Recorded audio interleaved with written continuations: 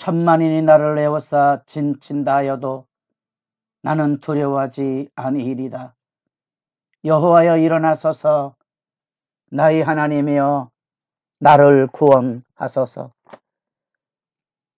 거룩한 새벽의 기도자 여러분, 생명의 이슬이 내는 것처럼 주님의 은혜와 사랑을 생명의 말씀으로 날마다 복되게 열어가는 새벽이 되기를 바랍니다.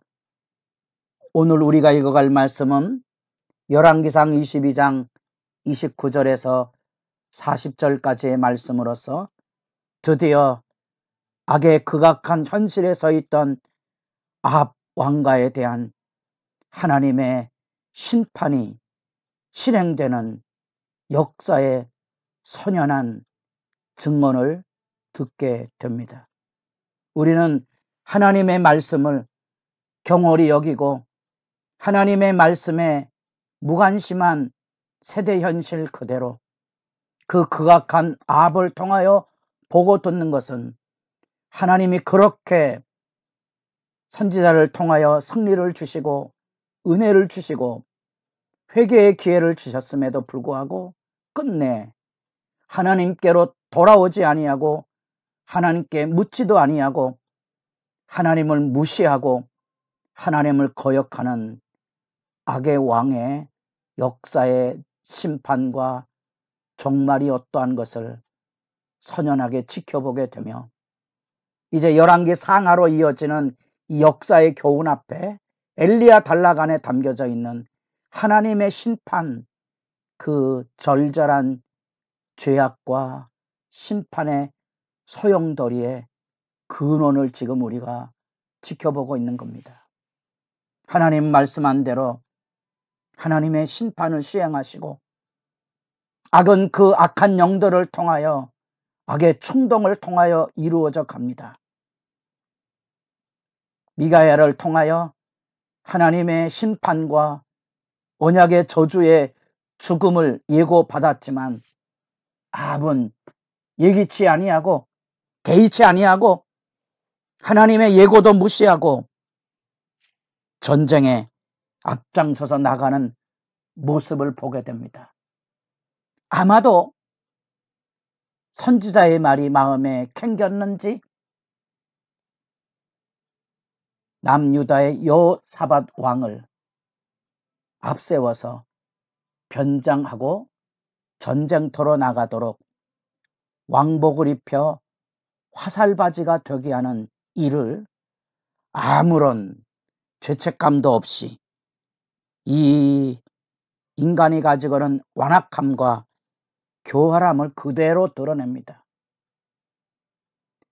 이후에 이 역대기를 보셔야 이 여호사밧 왕이 행하고 있는 이 일, 비교적 선한 왕으로 하나님 앞에 인정을 받았지만 이 아합 왕과의 교제를 통하여 역대기를 통하여 보면 하나님의 책망을 듣는 장면이 나오는데 이와 같은 이 열왕기서에서는 이 아합에게 끌려다니는 줏대없는 왕의 모습으로 여기 등장합니다.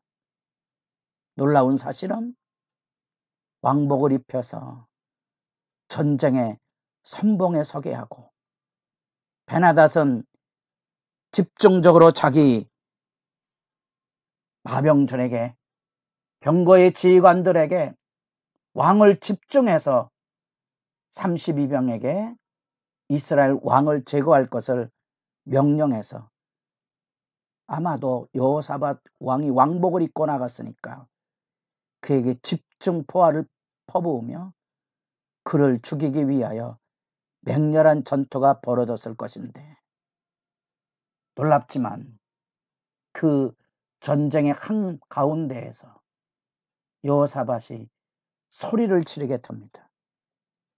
그 소리 지름은 자기가 아방이 아니라는 사실과 하나님의 도움을 구하는 절규의 소리일 수도 있겠죠.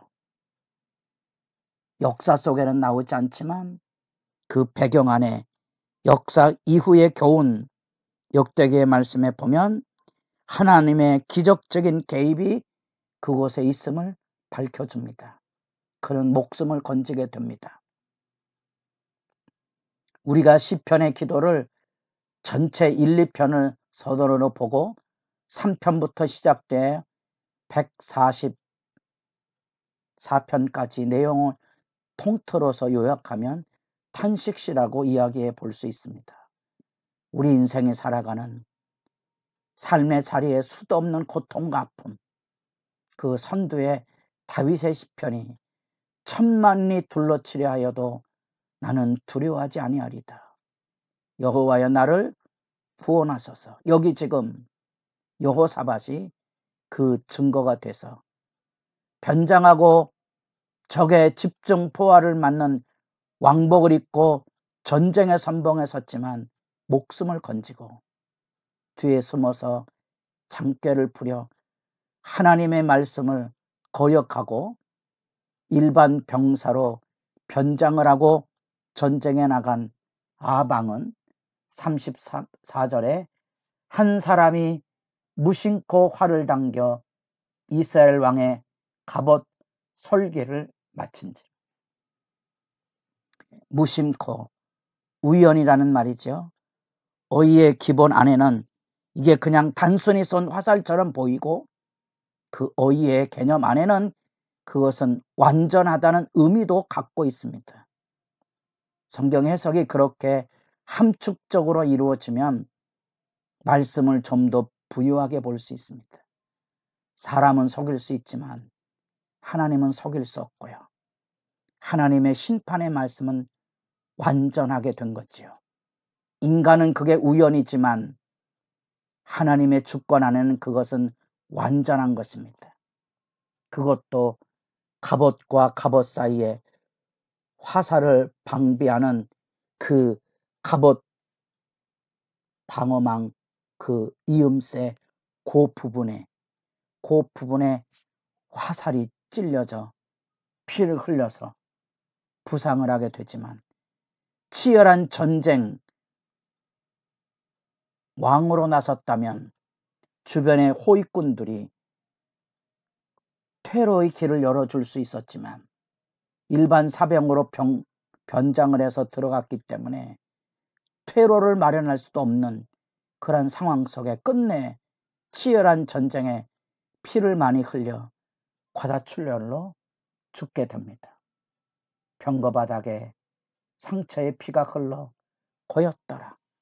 그 전쟁에 피를 쏟는 고통의 아픔을 그는 내내 겪다가 끝내 죽음을 맞이했다는 사실입니다. 변장에 쓸 수도 아무런 효과가 없으며 말씀대로 그는 치욕의 죽음을 죽고 그 많은 피를 사마리아 못에서 씻게 되는데 그것은 창기들이 목욕하는 곳이라 개들이 그의 피를 핥았다는 말씀의 심판의 저주의 실제를 그가 만나게 되고 치욕스런 죽음을 그가 역사 속에서 남기게 됩니다. 이것이 하나님의 심판이고 20장에서 22까지 역사의 혼란 속에 아방에 대한 하나님의 구원의 부름과 구원의 부름을 외면하고 살았던 악의 실체의 몰락은 이후에 북이스라엘 나라를 대표하고 남유다에게도 경고가 되는 불신앙과 바알 숭배와 말씀에 대한 오만과 인간이 가지고는 야욕의 결과가 무엇인지를 생생하게 역사의 심판으로 여기 그려주고 있다는 사실입니다. 여러분들은 얼마나 하나님의 말씀을 진지하고 그 말씀 앞에 철저하게 겸비한 순복으로 살아가는가. 엘리야의 영적인 수렁에 헤매는 그 아픈 여정 속에 하나님이 그를 먹이고 입히사 원기를 회복하게 하시고 불러 세우실 때 세미한 소리, 그 세미한 소리에 역사의 구현, 천둥 번개와 같은 심판의 말씀이 되는 겁니다. 그래서 여기 세미하다는 이 말이 그 안에는 또 다른 측면으로서는 파도가 몰아치는, 천둥 번개가 몰아치는 그 의미도 담겨져 있어서 우리말 성경에는 세미하다는 말의 의미만을 살릴 수밖에 없었지만 그 내면에는 이 천둥 번개치는 심판의 말씀으로 여기 역사에서 구현되고 있음을 보게 됩니다. 우리는 하나님의 말씀을 경홀히 여기거나 무시하거나 오만의 자리에 서지 않도록 역사의 말씀은 우리로 하여금 오늘 우리가 삶의 자리 안에서 정직하게 서기를 불러내고 있습니다. 간사하게 잔꾀로서 하나님의 심판을 면할 수 있다고 생각하지 마십시오. 경건한 두려움으로 주 앞에 엎드리는 기도의 시간이 하나님 앞에 진정 복되기를 소망합니다.